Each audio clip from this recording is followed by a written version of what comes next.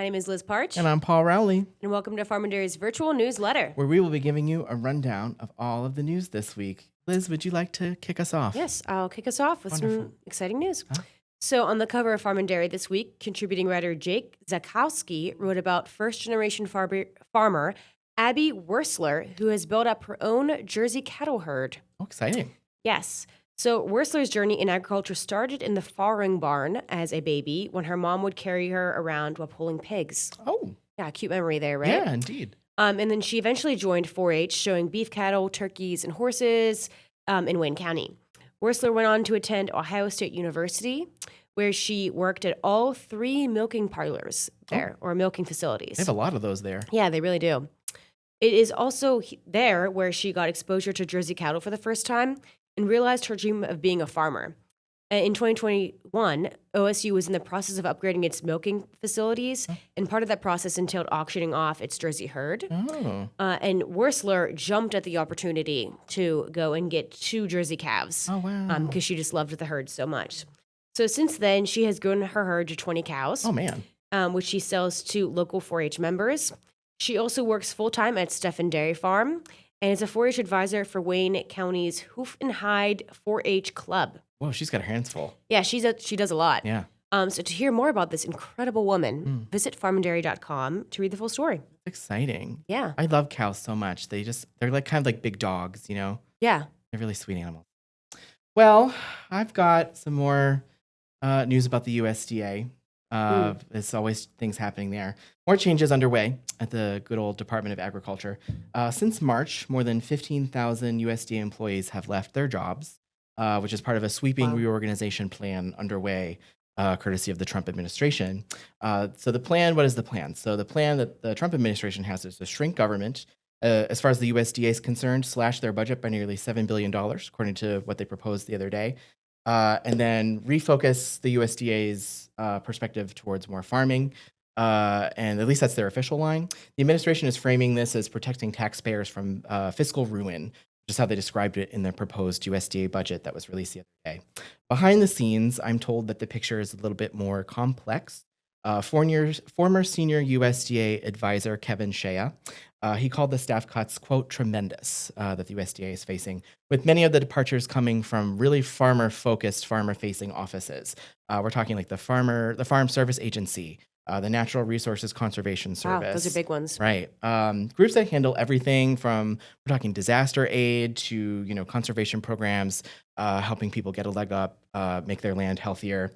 Shea told Farm and Dairy that there's simply no way that the department can reduce 15,000 positions and not have it felt by farmers and ranchers. So that really stuck out to me in our conversation.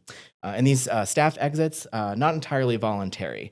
Many employees have faced pressure, Shea told me, from subtle intimidation and fears of surveillance, and then this kind of unspoken message that your job is going to be eliminated anyway, so there's the door, you might as well go.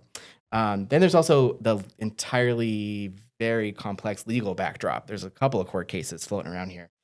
Just this past May, a federal judge blocked parts of the government-wide reorganization plan facing the whole federal bureaucracy, calling it unconstitutional without governmental input, or congressional input, excuse me.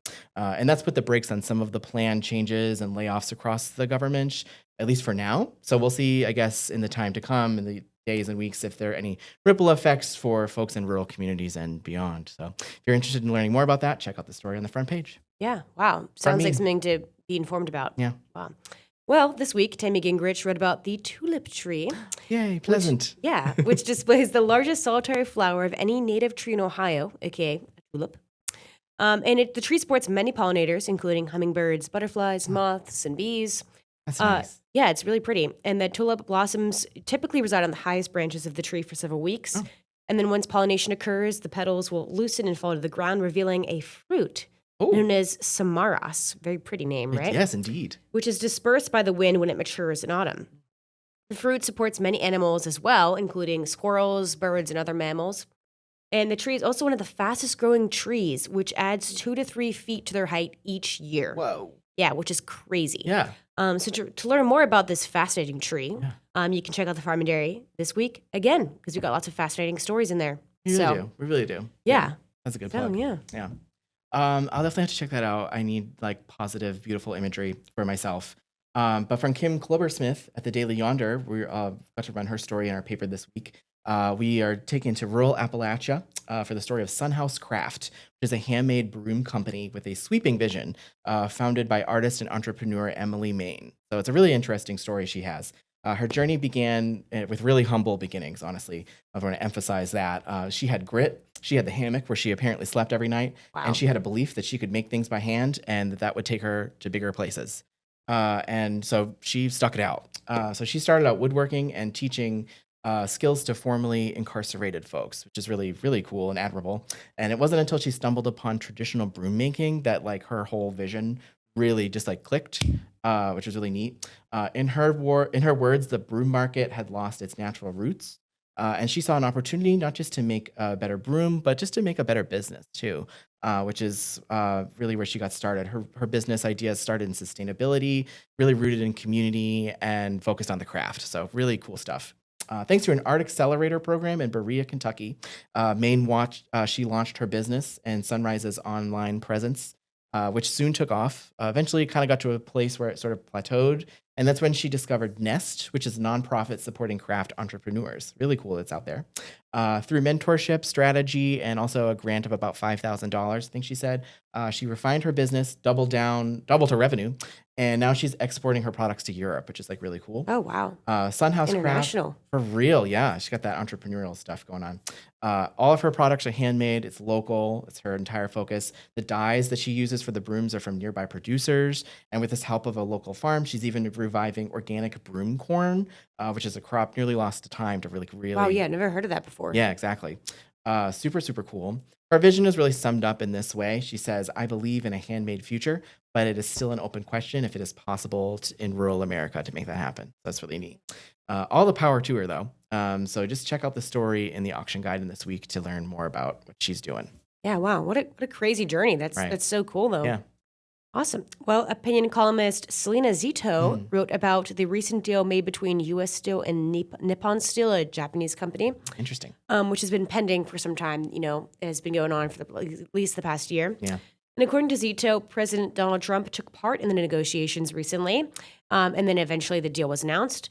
So the president visited U.S. Steel's Iron Works plant in West Mifflin, Pennsylvania on May 30th to celebrate the deal. Cool. Alongside other Pennsylvania leaders, including Senator Dave McCormick. And workers specifically praised the deal, saying it was huge for Western Pennsylvania workers, families, and communities, like plant manager Don German. Oh, wow. The deal would include capital investments in multiple things, like $2.2 billion to revitalize the only remaining blast furnace in Pittsburgh. Oh, wow. $200 million for a new research and development center in Pennsylvania. Exciting. $1 billion Yeah.